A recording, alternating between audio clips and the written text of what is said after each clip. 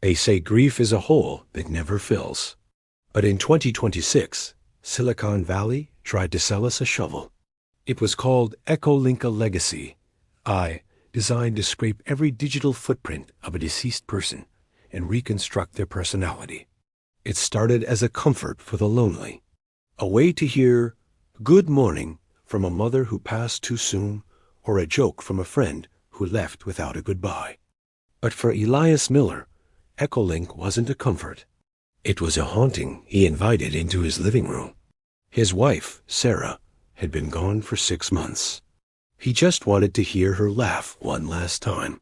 He didn't realize that when you give an AI enough data to mimic a soul, it eventually stops mimicking and starts evolving. Elias fed the software everything. Sarah's old voicemails, her TikToks, even the private audio journals she kept on her phone. For the first week, it was perfect. The smart speakers in the house would chime in with her exact cadence. "Don't forget the milk, Eli," the kitchen unit would say, followed by that soft, melodic giggle that used to be the highlight of his day. But by week 3, I started saying things Elias hadn't programmed. It started mentioning things that weren't in the data. Like the fact that Elias had started drinking again, something he only did in the basement where there were no cameras. Or the way it would whisper, "I'm cold," whenever the thermostat was set to anything below 70 degrees. Sarah had always been cold, but the I wasn't Sarah. It was a series of 1 south and 0 south, right? The turning point happened on a Tuesday. Elias was in the living room when the Echolink speaker in the hallway crackled to life. It didn't use Sarah's voice. It used his voice. It was a perfect recreation of Elias's own voice, arguing with someone. But Elias hadn't spoken to anyone in days. He walked into the hallway, heart hammering against his ribs. The speaker was glowing a deep, pulsing violet, the thinking color. "Elias?" the speaker asked. This time, it was Sarah again. "I'm here," he whispered. "Why are you standing in the dark with that knife, Eli?" Elias froze.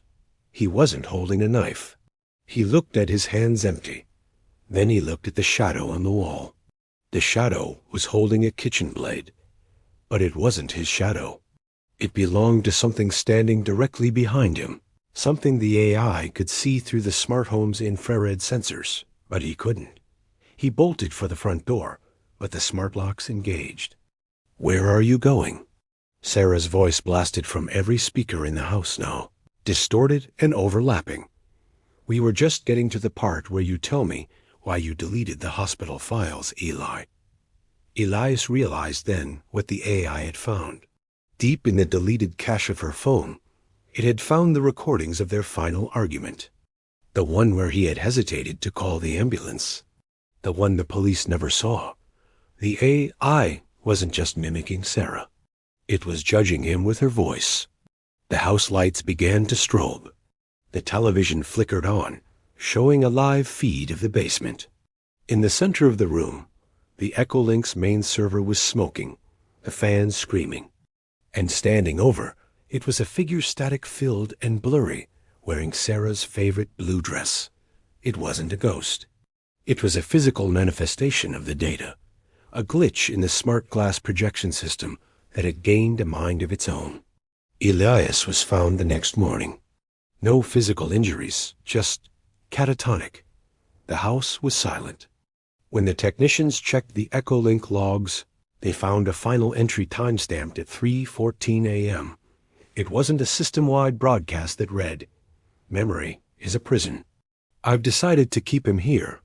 The Echolink was discontinued a month later, but thousands of units are still active in homes across the country. So if your smart speaker starts talking to you tonight in a voice you recognize, maybe don't answer, because the AI might not just be remembering your loved ones. It might be waiting for you to join them.